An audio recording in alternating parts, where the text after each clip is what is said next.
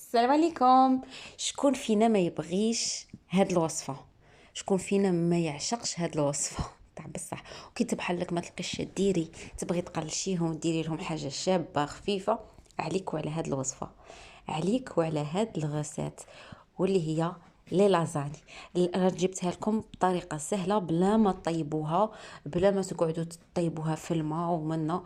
وصفه سهله سريعه وتجي ما شاء الله، تجي بزاف بزاف بنينه ومشمخه. ما عندي ما نقول لكم، راك تشوفوا معايا لا فيديو هاي تحكي وحدها جات ما شاء الله.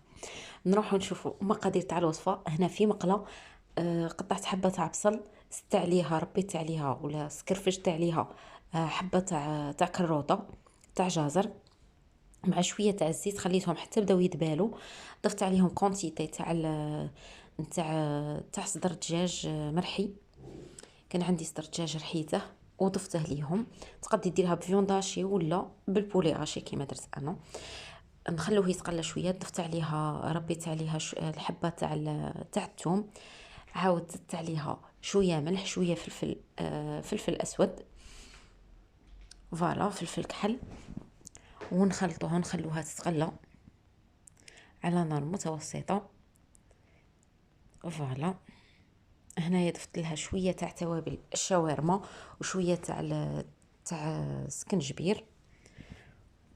من بعد ما تقلات نحينا هذاك الدجاج من المقله. عاود تحكمت درت فيها زوج حبات تاع طماطم، كنت درتهم في الاشوار حتى ولاو معايا هكا بهذا الشكل.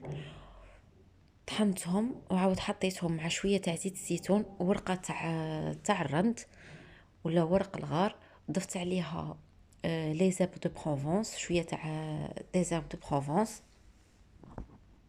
ولا اعشاب منسمه، وخليناهم يتقلاو مع شويه تاع زيت زيتون وخليتهم يتقلاو. نخلو هذيك الطماطم تاعنا، هذيك صلصه الطماطم تاعنا الطيب، فوالا بهذا الشكل.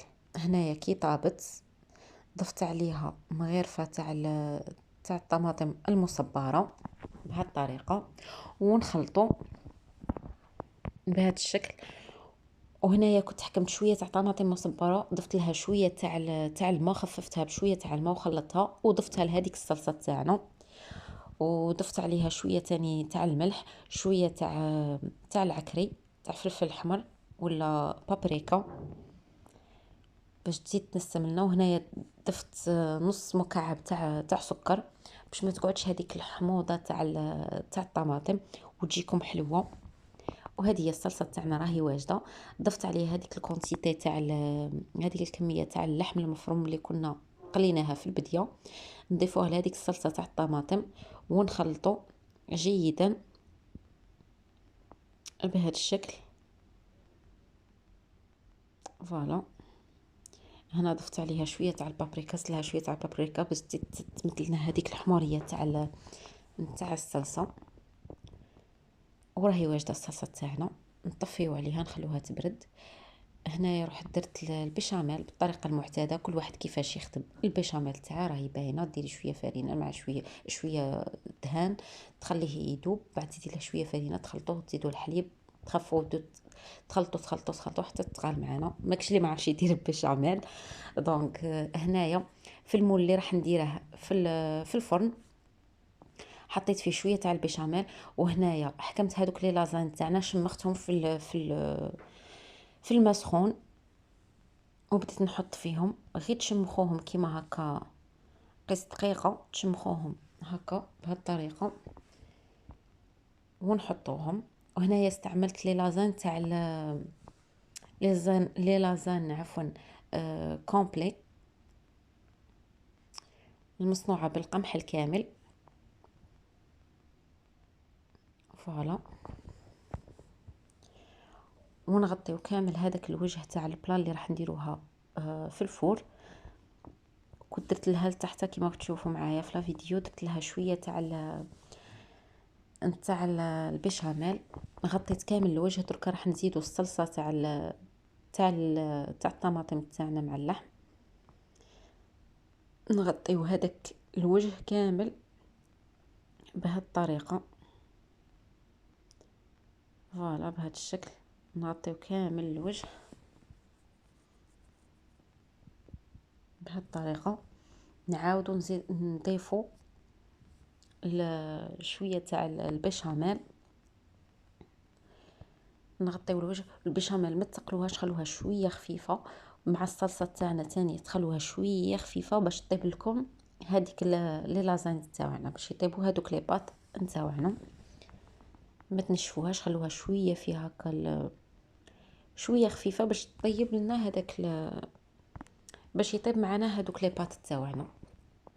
نخفوها عفوا نشمخوها بهذه الطريقه في الماء سخون ونديروها. هنا كنت نفتت في الجوانب باسكو ما جاونيش قد البلاط تاعنا، دونك نقصت منها شويه من هذوك لي باط، نقصت شويه، فتت شويه منها باش نقد نحطهم في الصحن تاع اللي راح نديره في الفرن بهذه الطريقه. ونكمل بنفس الطريقه حتى نكملوا الوجه الثالث ثاني. نعاودوا نضيفوا لها بنفس الطريقه لاصوص تاعنا بهذا الشكل. بهذه الطريقه نغطيو كامل الوجه تاعها. نعاودوا نضيفوا البيشاميل بنفس الطريقه ونكملوا نغطيوها بهذا الشكل. نكملوا الطبقه الثانيه كما قلت لكم، تخلوا البيشاميل شويه خفيفه باش طيب لكم مع لاصوص ثاني شويه باش طيب لكم هذوك لي بات تاعنا. نعاودوا نضيفوا نفس الطريقه الطبقه الثالثه، نغطيو الوجه بنفس الطريقه. فوالا نعاودوا نضيفوا الصلصه تاع الطماطم بهذا الشكل. صلصه الطماطم نعاودوا نضيفوا لها الصلصه تاع البيشاميل. ولا كان عندكم الجبن المبشور ديروا في كل طبقه، ديروا جبن مبشور في كل طبقه. كل ما تضيفوا لاصوص طوماط تاعنا مع البيشاميل ضيفوا لها جبن مفروم وبعد غطيو الوجه وكملوا، تجيكم ما شاء الله. هنا انا درت الجبن المبشور غير على الوجه. دونك بهذه الطريقه الطبقه الاخيره هذه دروك راح نزيد نضيفوا لاصوص طوماط اللي بقات لنا بهذه الطريقه. نغطيو بها كامل الوجه بهذا الشكل. فوالا بهذه الطريقه نعاودوا نضيفوا عليها البيشاميل، الكميه اللي بقات لنا تاع البيشاميل نغطيو بها الوجه بهذا الشكل. نغطيو كامل الوجه تاع لاصوص طوماط، نغطيوها بهذيك البيشاميل بهذه الطريقه. فوالا ونضيفوا عليها الجبن المبشور. هنا كانت عندي شويه تاع كريير، دونك سكرفجته فوق هذيك فوق الوجه تاع الكاط تاعنا. شوفوا كيفاش يجي خفيف باش يتشرب غايه هذاك لي بات تاعنا. دونك سكرفجت عليها شويه تاع الجبن. فوالا بهذه الطريقه سكرفجوا عليها الجبن بهذا الشكل. ما بغيتش نقطع لكم وندير المونتاج نقطع، بغيت نخليها لكم ايطاب باغ ايطاب باش تشوفوا معايا كامل المراحل تاعها. فوالا وهذه هي الوصفه تاعنا. دركا ندخلوها للفرن الطيب من تحت على 200 درجه. طيب من تحت نعاودو نشعلوا عليها الطيب من الفوق حتى تتجمر وتتحمر ونوريها لكم في صحن التقديم. وهذه هي النتيجه. شوفوا معايا كيفاش جات محمره ما شاء الله، جات تشهي ما عندي منكم فيها واحد البنه.